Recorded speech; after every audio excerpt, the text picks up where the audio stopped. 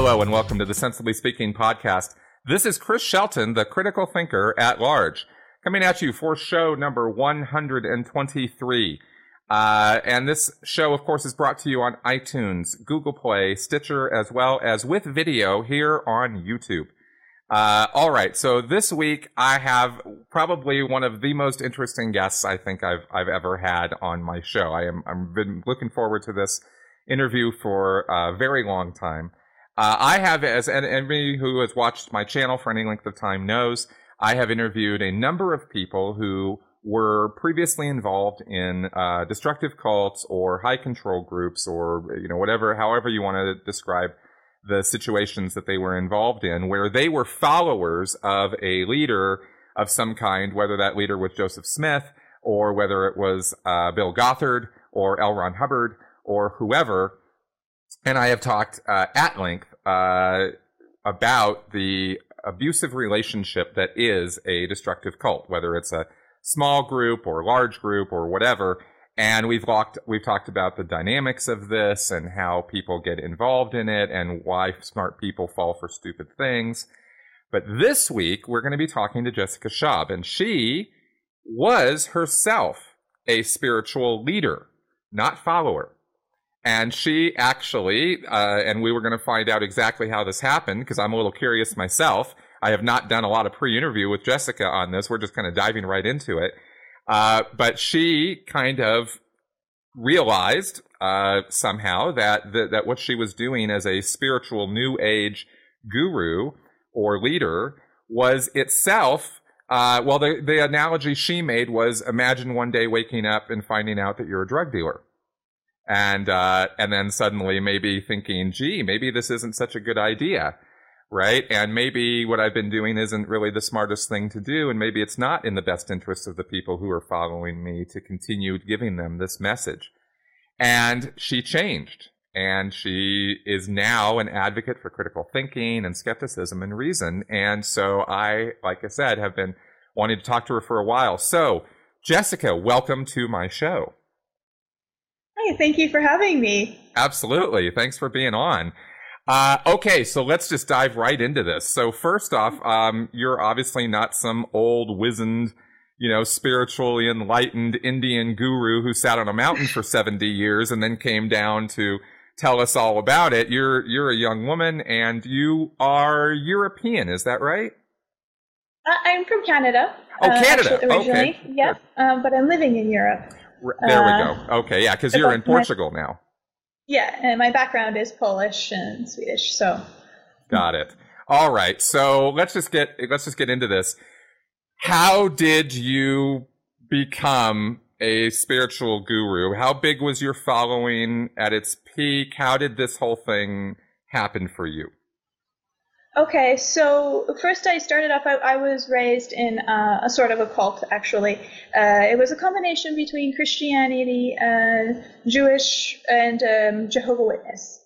Wow. And yeah, it was called the Worldwide Church of God at the time.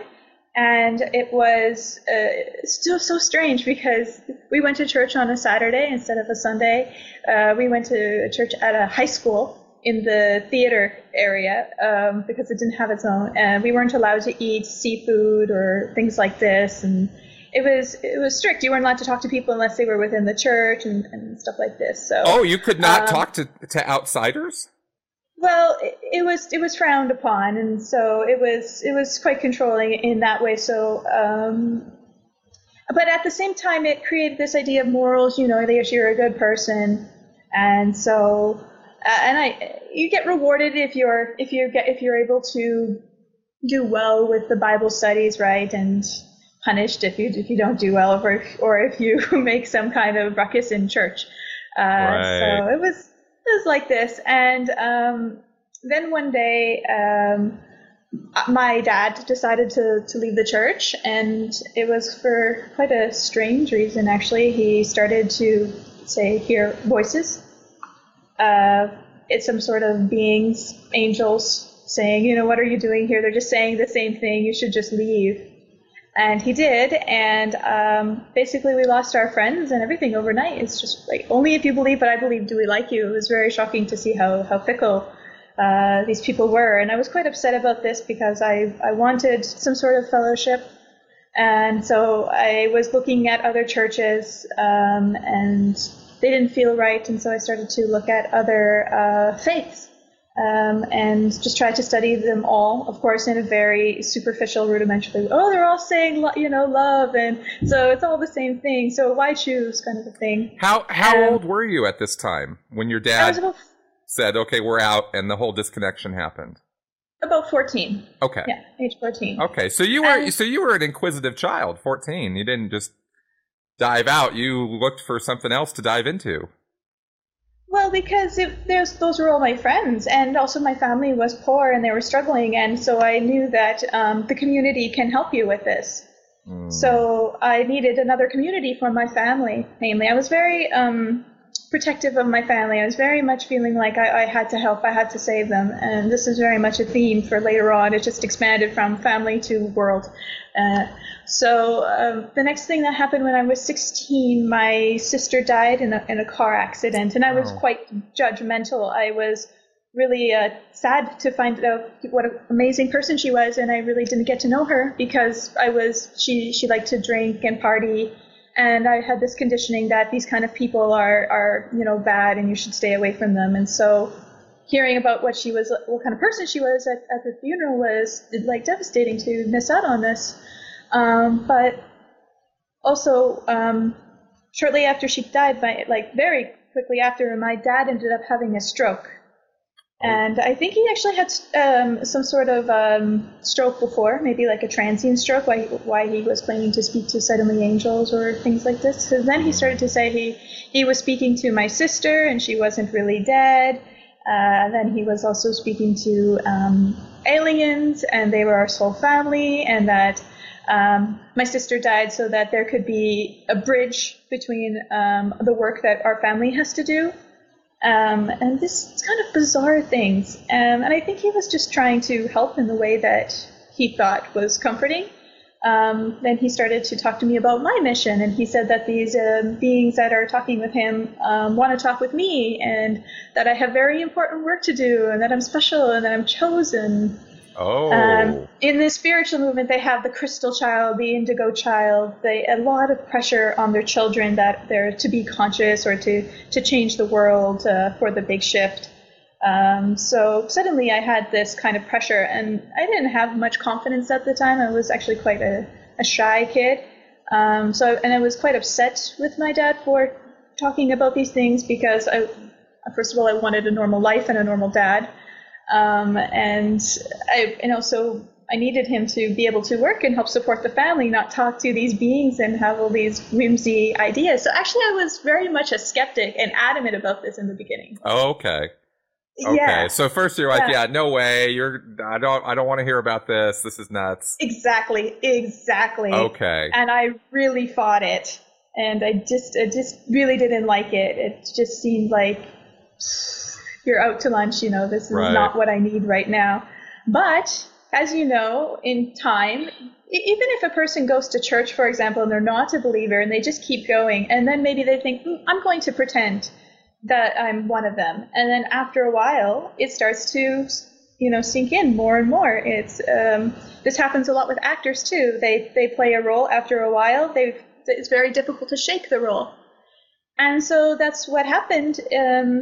More and more it started to sink in that our thoughts create reality. We have to watch our words. We have to watch, because all of this turns into what we manifest and create for ourselves. So on Christmas Day, I was very angry with my father, and I said to him something really horrible. I said, I hate you. Why don't you just die already? And shortly after, he did. Oh, I am so sorry. It was absolutely devastating. Really devastated the family, my mother as well, because she was very, very close with him.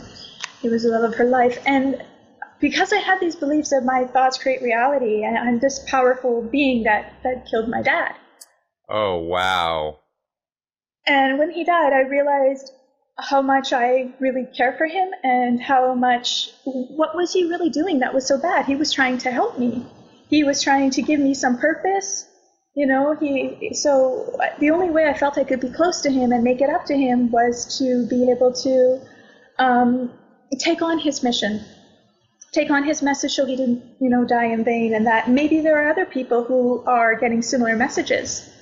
So they won't feel so alone, or they don't have to feel that they're going crazy. I remember also there were people, before my dad passed away, there was people that were coming to me with information similar to what my dad was saying. I was getting books, I was getting videos, and things like this. So I knew that there were others out there, but it seemed also, it was very much along the lines of conspiracy stuff. So I don't know if you're familiar with David Icke and the reptilians. So I was getting information about this. Yeah, I'm very familiar with that. I've actually made a few videos about how the nonsense of conspiracy theories. Yeah. So you were wrapped up in the whole world of this stuff. Yes, and it seemed like we're pretty much screwed. And so I hated this. And like, if we believe this, then we're going to manifest this as well, right? Yep. So I just started to be like, well, it doesn't seem to be any examples, anybody talking about what we can do. It's just always the problem and fear and fear and fear. So in my way to be close to my dad and continue on with his work and also help prevent what happened to me, not happen to other people, I started to make videos. I started to had all this, suddenly these messages of what my dad was talking to me about just came through very strongly, and I just, just took over. And right now, away. How old were you at this point? So I was 21. Okay. When my dad died. Okay. So 16 when my sister died, 21 when my dad died. And You see, so a lot of trauma brings us to the beliefs if you're not raised in it. Yes. So this is something that when we're really struggling with reality and we don't like it, we want to escape it, this is when these beliefs become very appealing. This is where we start to become gullible and vulnerable and easy to be taken advantage of. That's right. So I just started making videos. Wow. See, it's interesting because your journey is not so different from that of a follower. Right. Right. In terms of the milestones of life being, moments of great change or upheaval or loss. And how those moments make us, like you just said, very vulnerable, and you just started making videos. Interesting. Okay, so then what happened? So with my father dying, what I felt like I had these kind of beings as well now speaking to me. I don't know if this was like placebo or osmosis or whatever kind of idea I convinced myself of.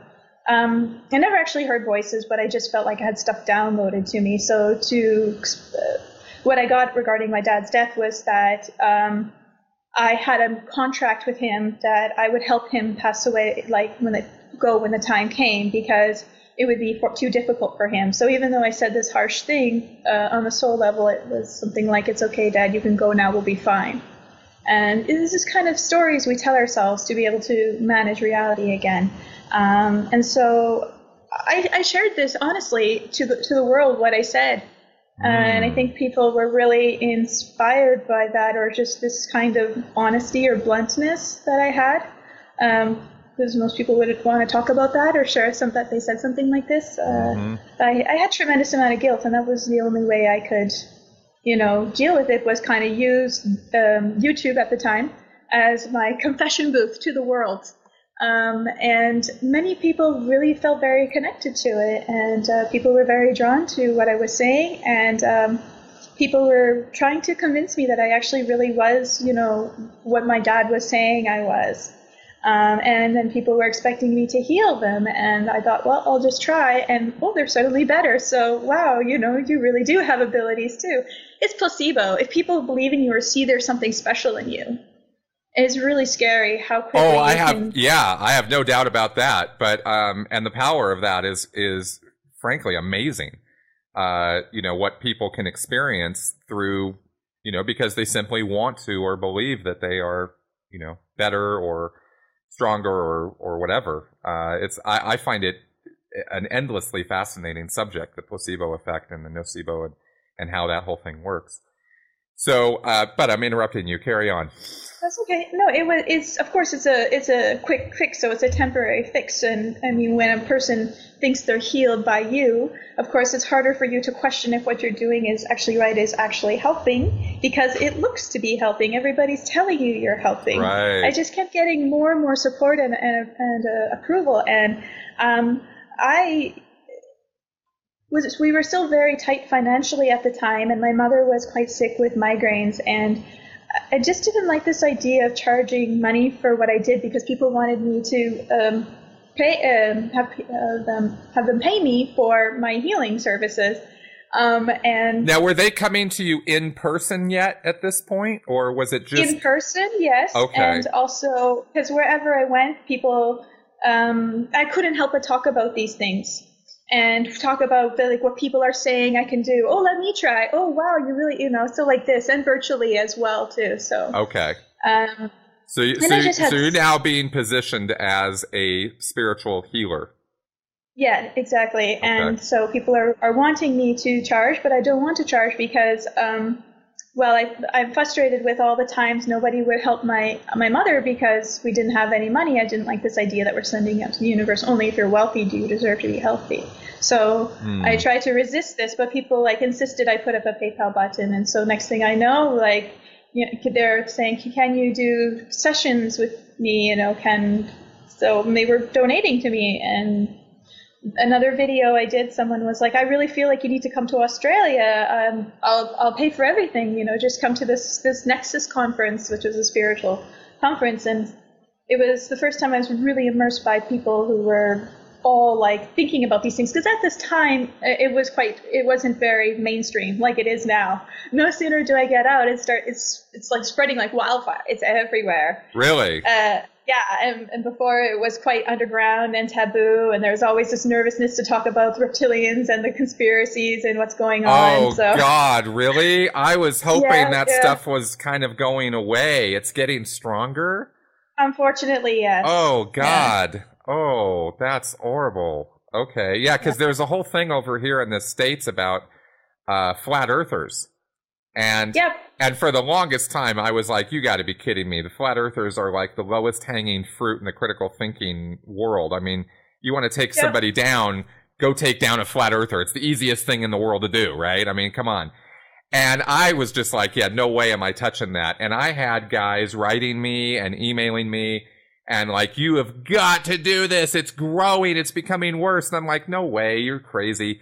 And I looked into it, and I'm like, oh, my God, there's more and more of these flat Earth videos popping up.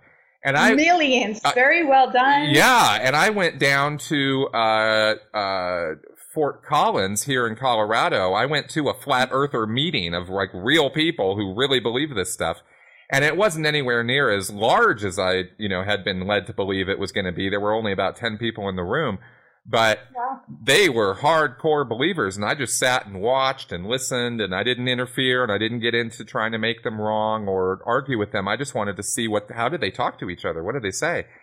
And kind of figured the whole thing out, and I made a video or two about it. And I'm, that's about all I'm going to do with flat earthers because it's just so ridiculous. It's insane.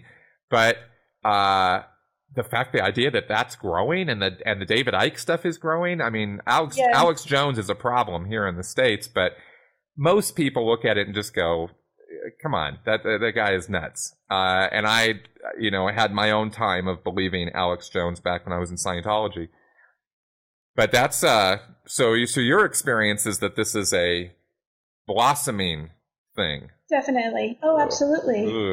Because also when I was doing this, because there wasn't very many, and I was becoming very overwhelmed with all these healing demands and pulled here to do this and that, I just, at some point, what I started to do, and I encourage others to do, is when I would do readings for people, is just to let them know that they were similar, that they could do the same thing, and that this was their soul work to spread this message, to plant the seeds, to help wake people up. So that's what they're all doing now. And so this is why it's spreading. I mean, we have Deepak Chopra, we have Eckhart Tolle, we have Oprah. This kind of stuff is entering psychology. Just be positive. Be careful with your thoughts. So you can see it there, and it's quite disturbing. And of course, there's the health movement, which yoga and meditation. There's nothing wrong with it. It can be very helpful, or even being a vegetarian. But people become so extreme, and the problem is it becomes a gateway. So if you go to a meditation or a yoga center, you will find flyers and people there that are advertising for chakra activation, connect with your higher self, and being a vegetarian isn't enough. No, you have to raise your vibration. You have to be conscious, and so that means you have to be a vegan, you have to be a raw foodist, you have to have a 100-mile diet, and then you have to be a breatharian.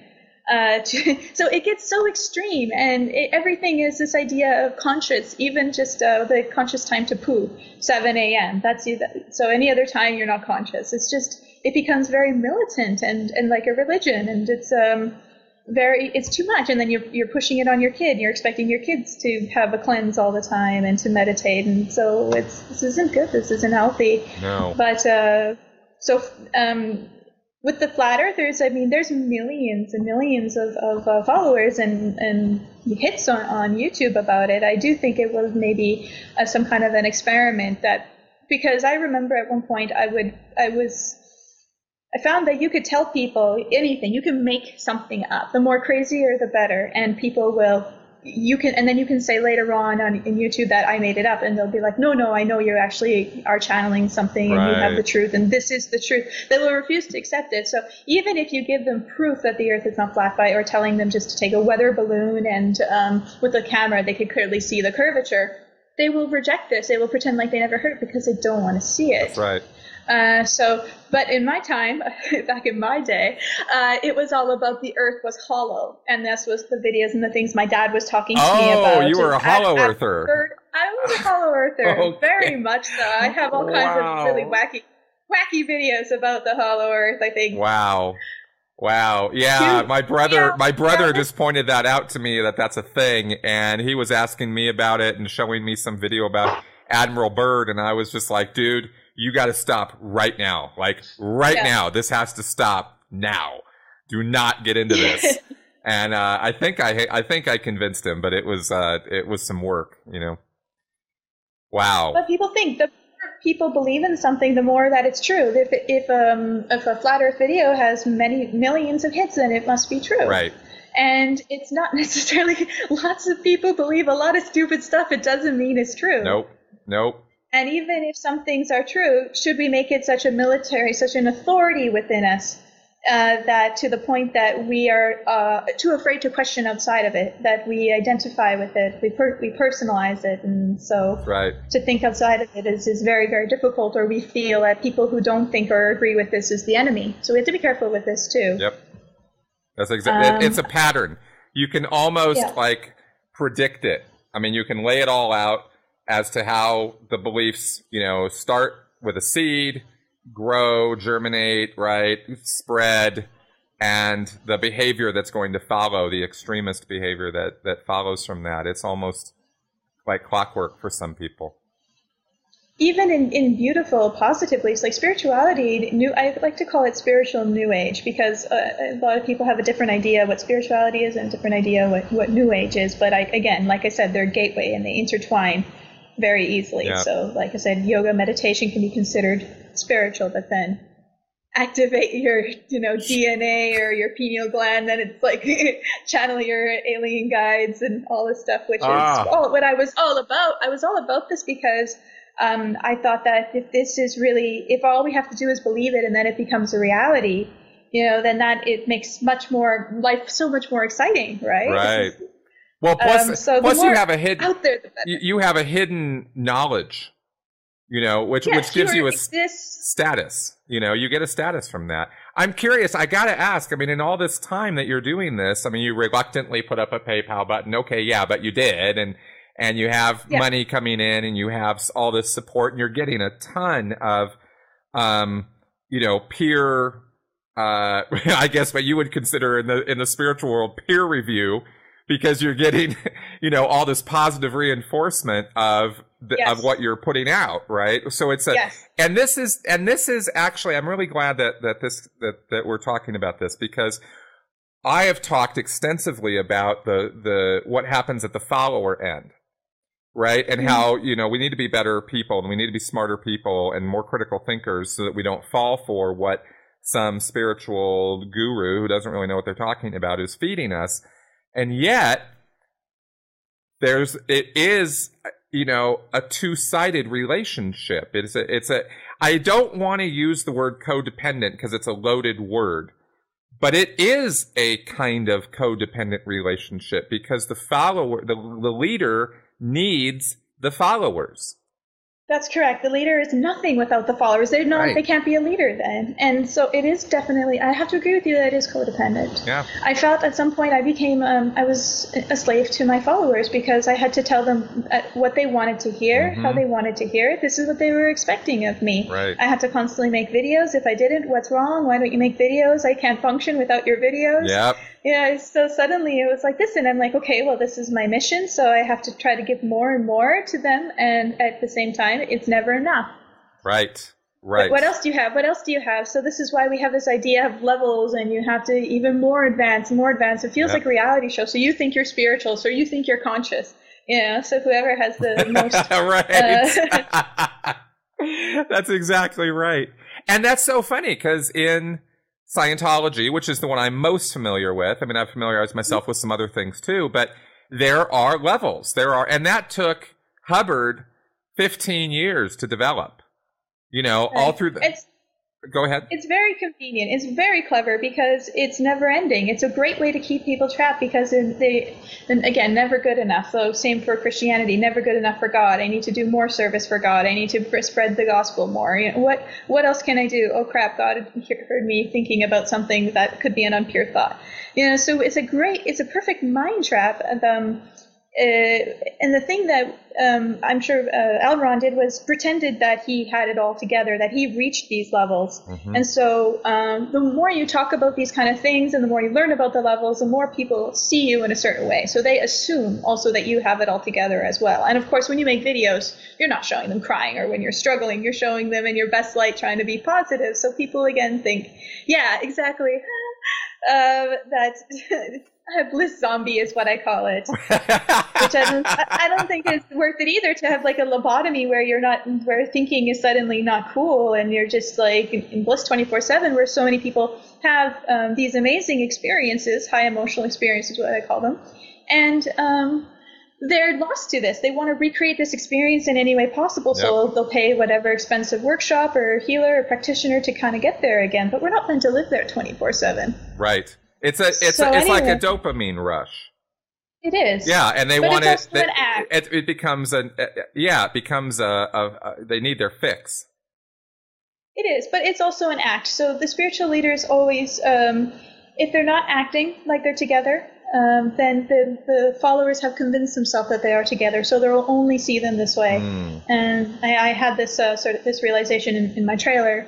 Where I was in Spain, and I at the end of my speech, I don't know, I had a Twilight Zone moment where I was just suddenly freaked out by how they were looking at me like I'm an angel, I'm divine, and I'm actually quite a tomboy. I have 3 brothers, and so I don't know, I have my own logic in which I thought, this is creepy, what should I do?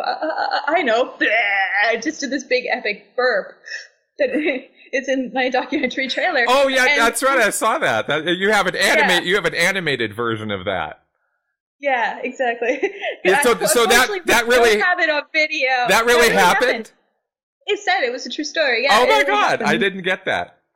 Because I started to feel uncomfortable. I started to realize something was off, that these people were not seeing me for what I actually was, and it started to feel like the life of Brian, Monty Python, Right. Tell us more. No, you're an individual. You can think for your own. Yes, what else can you tell us? And no.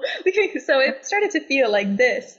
And so after I did this burp, I thought, okay, this might snap them out of the spell. Yeah, okay. That's how I think. And anyway, they were just like...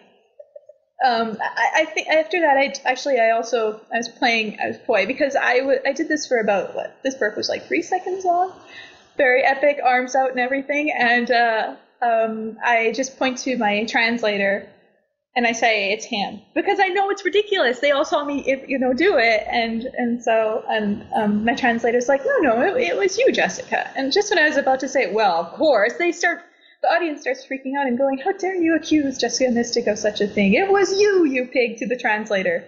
It was very, very shocking because they saw me do it, but they refused to see I did it. And this made me become aware, like, what leaders they can get away with anything.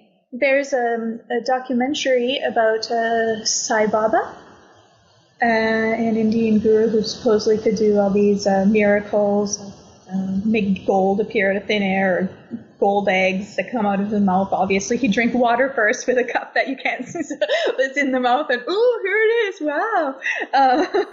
But it was really disturbing because they have an interview with one of the lead devotees, and he's the owner of the Hard Rock Cafes. And they talk about how Sai Baba was caught with molesting young boys, and that he even might be behind some of the murders of them. And when they confronted this owner of the Hard Rock Cafe, his main devotee, about this, he said, "Well, it doesn't matter what he's done. He's still my leader. He's still my guru. He's still my God." So people get to this point of power where it doesn't matter what you do, you're so advanced, and this became very scary, that people can be this way, that they can see me no longer as a human, that I'm above everything, and then there's no responsibility. Right. That's quite disturbing, that we give a person this much power. We really shouldn't do this, because of course it will lead to corruption. I can see why so many people can get tempted to further exploit. I saw the other leaders exploiting their followers, using them for sexual things, using them for financial, just consensus. And I was very disturbed by this, because some of the leaders knew that this was something they can they can make people believe whatever they want. Right. They know, they think it's bullcrap, and they convince, but they know that people will believe them. So they just milk it for all it's worth. That's kind of the standard idea of a spiritual leader for skeptics, is that people get into that racket so that they can get all those rewards, knowing the whole time that it's all nonsense. But it's a big business. It's $1 billion business. Yeah, it's a big business. And Brown. And I'll tell you, it's, to be just a little frustrated for a moment, it is frustrating to be at the end that we're on right now, where you're trying to talk sense to people, because they don't necessarily sound like they really want to hear it. It's nowhere near as popular. So those are the ones that are, again, so there's two kinds as I see it. There's the ones that know it's a scam and milk it for all it's worth. Yep. And then there's ones like me who really believe that this is true. They convince themselves, and so they're able to convince others. Yep. So they're very sincere in this. They don't know they're lying. They forgot they were lying to themselves, or that they've convinced themselves in order to cope, to function. And so this is also difficult for them to hear. Because when I tell them this, they're like, well, no, but there is still real spirituality, and we still have to wake people up, so we continue on. And I did too. The burp afterwards, even though I was disturbed by this, it didn't make me leave, It just was this hiccup, this moment of doubt. Right. But it wasn't enough to really question it fully. Okay, there's some things that aren't good in spirituality or New Age movement, but not everything. There's a lot of good things too, so I should focus there. So you continue into it. So the next thing that happened was I ended up becoming quite drained, because I was giving so much, and I had no time for myself. And because I had this idea now I had to save the world, and I could do it, and I had to make my dad proud on the other side. And Sure. Then I ended up getting into an abusive relationship, and mostly psychologically abusive, very manipulative. You used me to sell things to my followers, and this kind of thing. And also, the more this sort of manipulation and abuse happened, the more I would sort of my beliefs would say, well, my soul chose this, so I just have to be more loving, because love is always the answer to everything, even the Illuminati and the reptilian people. You just have to send them love.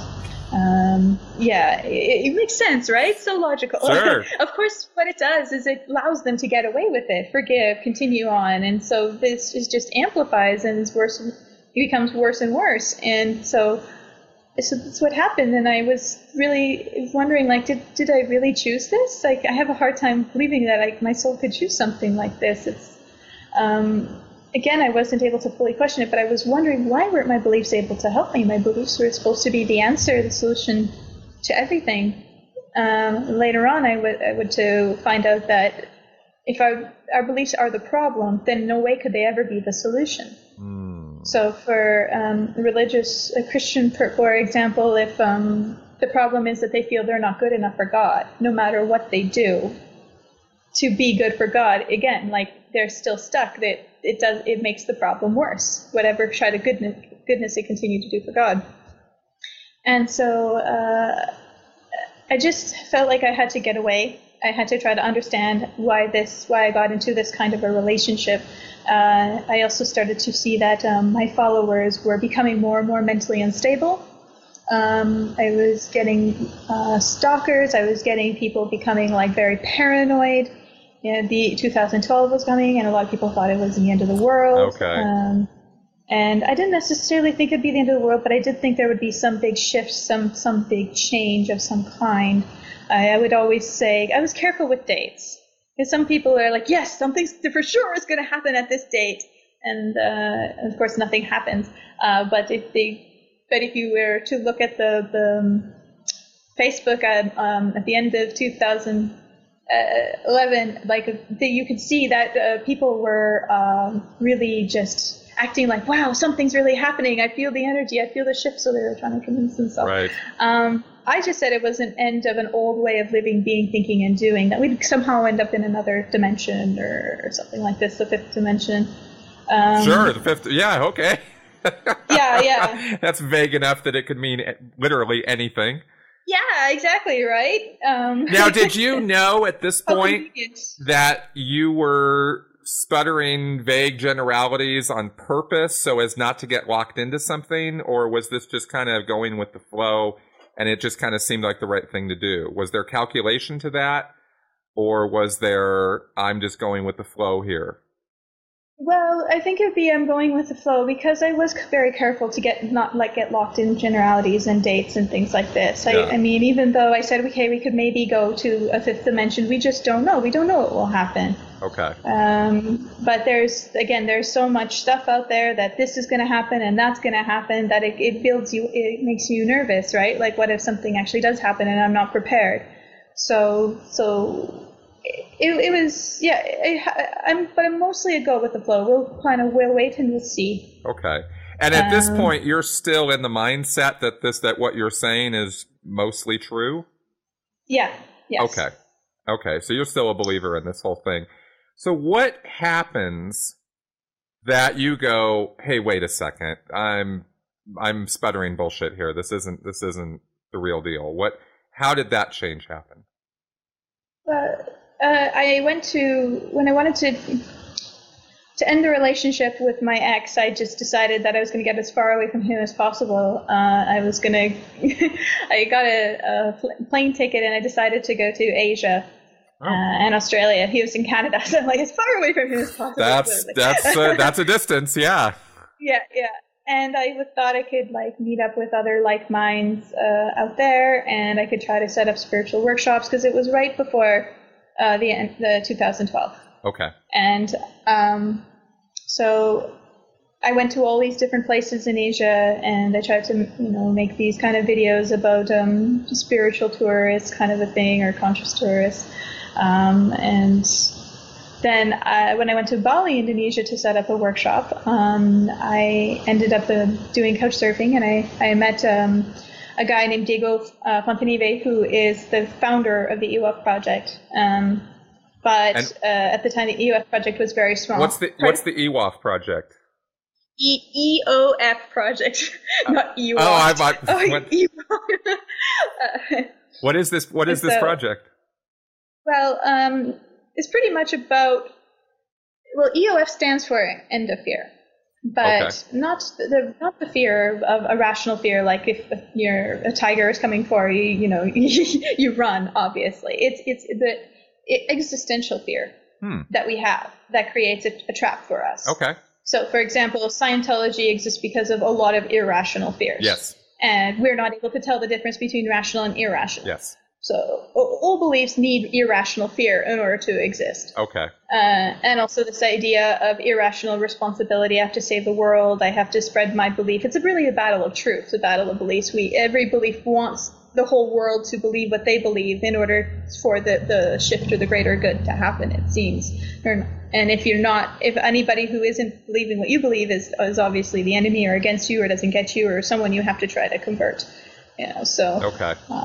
Indoctrinate in whatever way. So the project really helps us realize the difference between these two fears. Interesting. Interesting. Yeah. And it combines critical thinking with metacognition, which is thinking about our thinking, and memetics. Okay.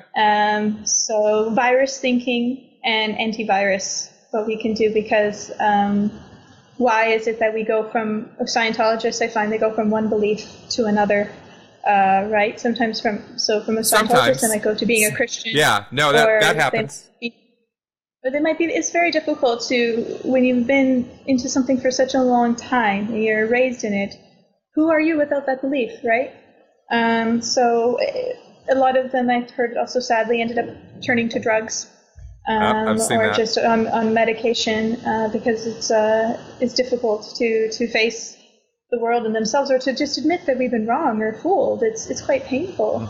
Mm-hmm. Actually, it's been shown that if a person's belief is being questioned, the parts of the brain that light up are the same parts as if they're in physical danger. Right. I've seen that. So this is why when you try to talk to people about their beliefs or get them to question it, they become so defensive right away and immediately start to attack you because they feel like their life's in danger. That's right. Because I find that beliefs, they act like a virus. They end up taking over our mind and thinking for us rather than our own mind. And maybe we weren't born with that. That's right. Maybe another way of describing that would be that they become so closely aligned in our minds with who we are, what our identity is, how we identify and think of ourselves, that the belief becomes inseparable from how we see ourselves. That's how I've gone about describing it. Right. I like the virus analogy. It's a little bit science fiction. Yeah, because it kind of gives separate from me, but I can see how that works sort of thing. But yeah, it's because then it becomes irrational, because if somebody's trying to have a conversation with you about the belief, it becomes about you. And you're being attacked rather than the belief is being attacked, because you cannot differentiate these two things. And this is a problem I've been trying to figure out myself with my limited amount of education, trying to learn about this problem and the causes of it, because it is a huge, huge intrinsic flaw in our cognitive process that we do this. That's right. And we do it even in the skeptic movement as well, or atheists. Yeah. Like, I won't listen to something unless it has absolutely... So if you say that we're all conditioned, or then I won't listen to this because there's no scientific proof.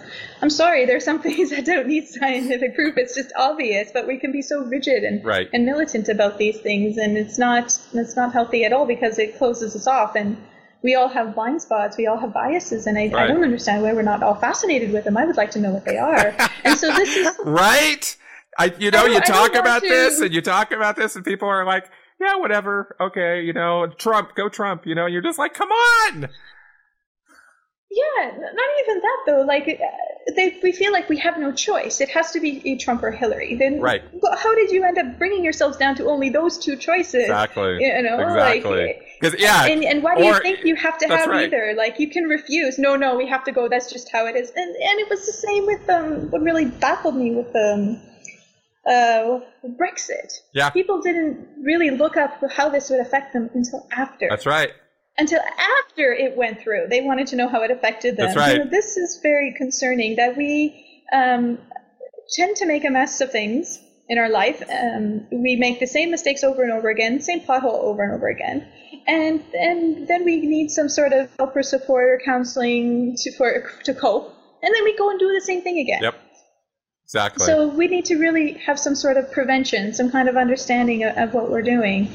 And this is something that the UF Project does as well, and it helps us to filtrate between our beliefs and also all the other conditioning or ideals that think for us again. All right, I get it. And to see the difference and to not get so caught up in it, because aside from religious beliefs, then there's also our ideas of relationships, our ideas of our partner.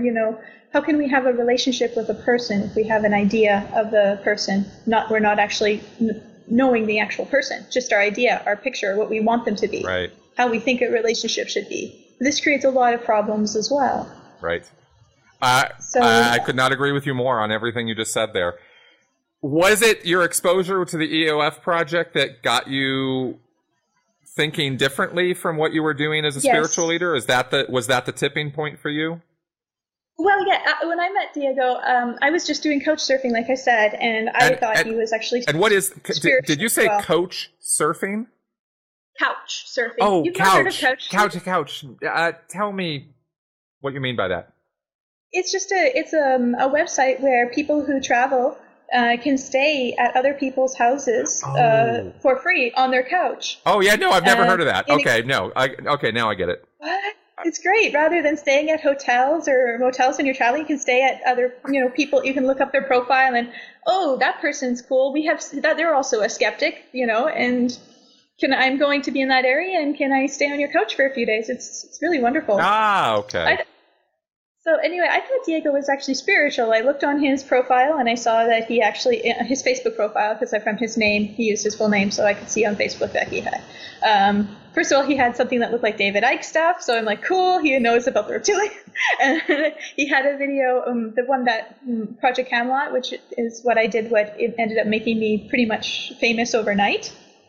And so it was like, okay, so he knows me, he knows about my work. So one of the things that we do also when we're believers is we try to continue to surround ourselves by people who think the same, right? Right. Want that reinforcement. That's right, confirmation bias. Yep. And so anyway, he actually wasn't into these kind of things at all. He actually didn't really know much about them.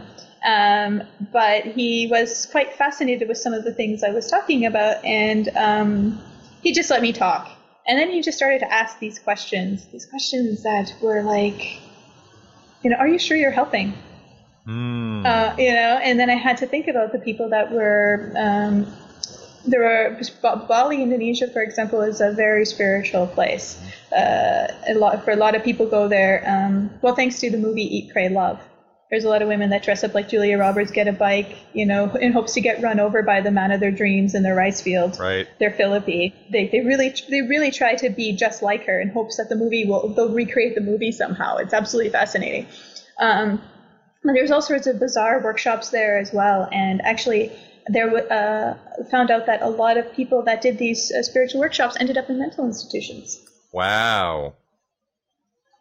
So I really thought I was helping, and that was really important to me to know that I was helping and a good person. That's one of my archetypes. And so the fact that maybe I was promoting gullibility and allowing people to continue to be trapped, because if you give advice by, just send love if you're struggling with your partner, or if they're abusive, or this situation, it's again, easy, quick fix answers that really don't fix things like drugs. You feel good temporarily, and then afterwards you feel horrible and you're in an even bigger mess. Right. So these kind of questions he was asking me, is that you thinking, or is this your beliefs thinking for you? Or, Interesting. So there's many, many questions he would ask me. The description is not the described. He would always say, you know what I mean by that, right? No, so how a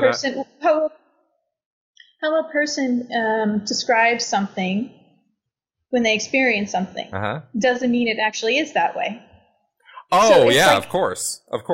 So, yeah. So when a person, for example, has a spiritual experience, or what they think is a spiritual experience, whatever they experience, they try to describe it to a person. Yes. And then a person thinks, okay, so then they immediately make it as true, and that's actually what happened, and then they try to convince themselves they've had a similar experience as well. That's right.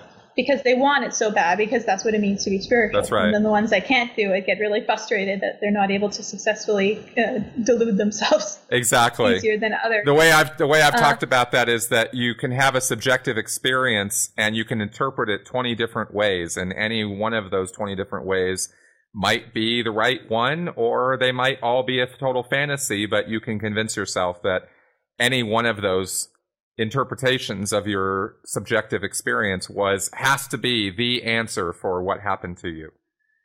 Exactly. Yeah. Or this idea of enlightenment, like, because I was into this idea of enlightenment, and Diego was like, but the only person that we know of who was enlightened is the Buddha. But any documentations that was written about him was hundreds of years after he died, so nobody really knew him.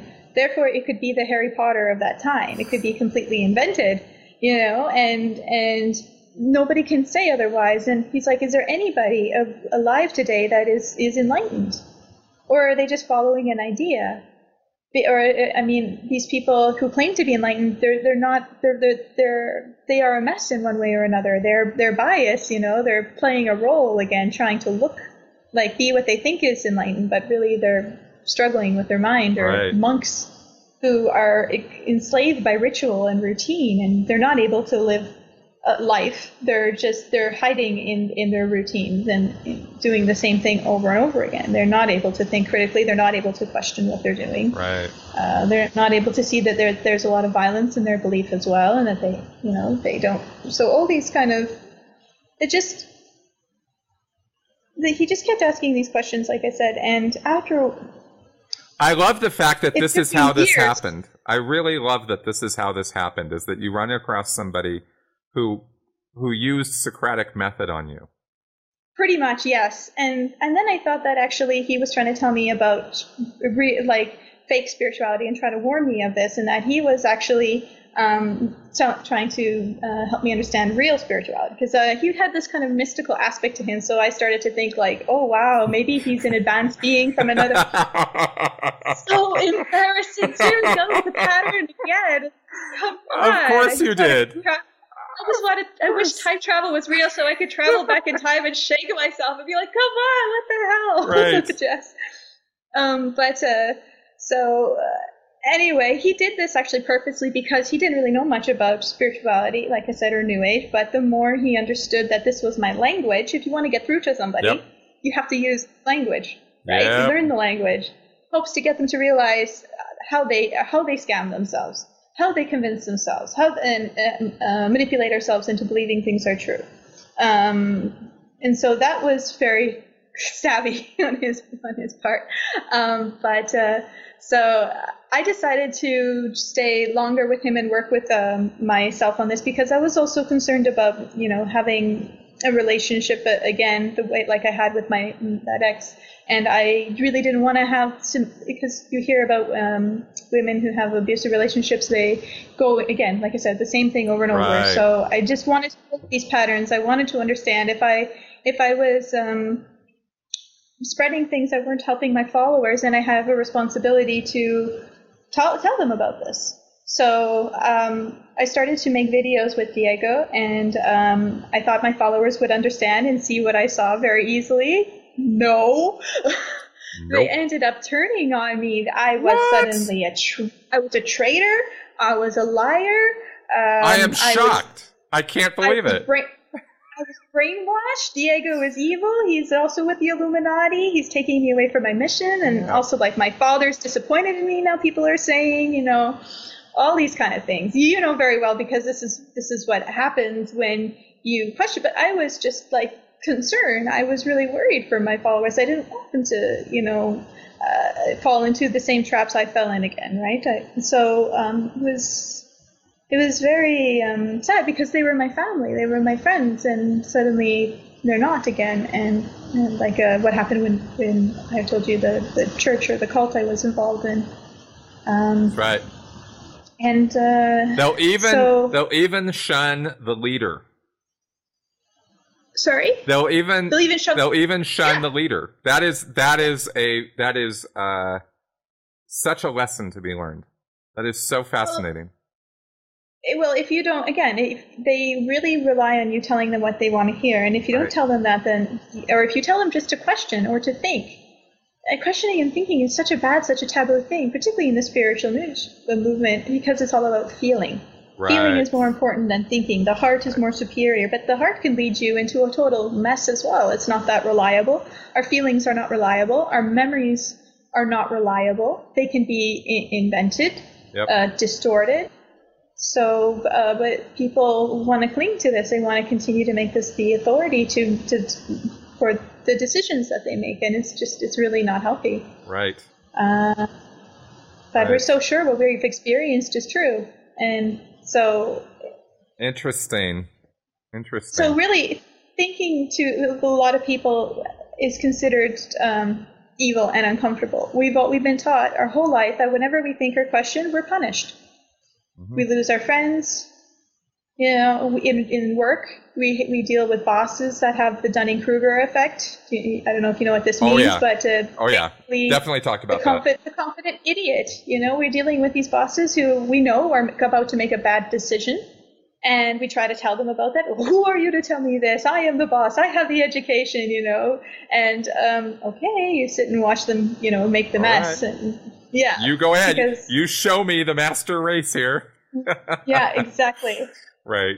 And so with the spiritual New Age and conspiracy people, it's like you were saying before, they think they are knowledgeable. They think they have some special truth. Right. So they have this Dunning-Kruger effect as well. They become very confident in what they think they know. Right. Again, the description is not the described. They become confident in what they think they know, and they also become afraid to make fun of it. Right. Or to laugh at themselves for this as well. That's right. It's very serious. So, it's very serious. Yeah, it is, and it shouldn't be. And this should be a red flag. A red flag for anything is if you can't question it. Yep. But we have this in education too. We get in trouble if we question the teacher and what, you know, when they're trying to teach us something that we know is bias or just regurgitation. And so I have a lot of people who've been got in trouble in school for things like this. And this isn't right. We should be free to question. Right. We should be free to make fun of things as well. I think blasphemy was another thing that helped me to get my mind back from these beliefs, to make fun of myself, make fun of what I used to believe and how ridiculous it is. It's very healthy. Blasphemy has proven to be an effective therapy. Because it brings it down. It brings it down, you know, and it makes it more manageable. And if you can laugh at something, or ridicule something, then it is not the serious, solemn, you know, life-changing thing that you had it on a pedestal as. And it's just I don't know, it's a funny bit of our psychology that it works that way. Yeah, and we need it. Oh, we do. We definitely do. We are running out of time, and I've still got 10,000 questions for you. So we're going to have to do this again. Absolutely. Love to. A pleasure. Yeah, no, for sure. I just want to wrap up one thing though, because I definitely want to get you to finish your arc here on how, you know, you met Diego, you start questioning, you start looking at this differently, you start introducing this to your followers, and they are now challenging you and disconnecting from you. Was that the end, or was that the beginning of the end for you as a spiritual guru, or what? How did this how did this roll out? That was the beginning of the end. Okay. Absolutely. I started to then go after other spiritual leaders like Teal Swan, for example, and particularly because she was, you know, promoting suicide as something as conscious or okay, because they believe in karma, reincarnation, and it's fine to hit the reset button when things are very different. Yeah, and then she would do conferences, and she would laugh about it and make jokes about it. And she would claim to be in abusive cults, satanic cults, and that her job was to lure children to be killed. And while she's talking about this in her interview, she would be like flirting with the interviewer and playing with her hair and laughing while she's talking about kids being burned alive that she witnessed. Wow. So she was obviously just using this story to get attention and to make people feel sorry for her and not bother questioning her. And so when I started to expose her, her followers really turned on me as well. But I felt again that I just didn't want to give up with trying to get them to be able to see or understand. And slowly people started to realize, or they had some kind of trauma or bad experience with their gurus or followers, not followers, but just like other people that were in these beliefs as well. So they we started to offer some kind of some coaching, let's say, that would help people transition from a believer to a skeptic. Because, you know, if you can leave a church, but you can't, to leave it psychologically is a whole other thing, because it's still there. I mean, I don't consider myself religious, but damn, I still have so many religious patterns. Like, I still have this idea that a man must come first in a relationship. I have to sacrifice myself for the people I care about. This is all religious. Right. And so even skeptics, atheists, we are still saturated by our entertainment, education has still religious thinking. Yeah. And as long as we're not attentive to this, then we will continue to have problems. Right. It does saturate our cultures around the world. It really does. The influence of religion cannot be easily demarcated or described, because it is so pervasive, and there are so many biases set up, even for non-religious people or people who come out of religion. So yeah, I definitely agree with you on that. Okay, well, we're going to wrap up here. But like I said, I think we're definitely going to be talking again soon if we can make it happen, because I think there's going to be some very interesting commentary on this podcast as far as people's feedback on this. And I'm very curious what else people out there want to know from you and from your experience, so that we can, do more of this. I have one last question, just to, we've talked about the leaders and the followers and the dynamics of that relationship. And then when you started, speaking out yourself, you got treated a lot like a follower who questions. You get ostracized and shunned and ridiculed. Mm-hmm. Have you successfully reached people, though? Has everybody shunned you, or did your words matter? Did you wake some people up? Have you heard from those people? Actually, yes. And the thing about this is it takes time to be able to see what I was saying. It's not something that happens overnight, like I naively thought. Right. People started to realize it slowly and contact me and want to work with us. And more people now are starting to see it, and now we're branching into the skeptic and atheist area as well, which is how we found each other, and in critical thinking as well, and just to also add complementary to critical thinking.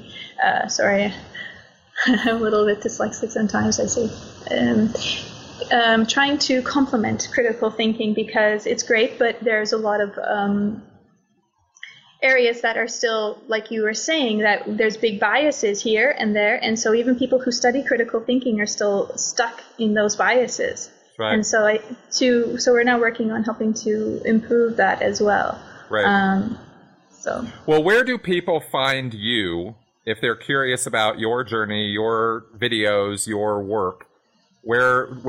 I'll put the link here in the show notes here, but where is that? Okay, so there's my website, jessicaschab.com. There's the eofproject.org, and there's my Facebook page as well. And yeah, you should be able to find everything from there. Perfect.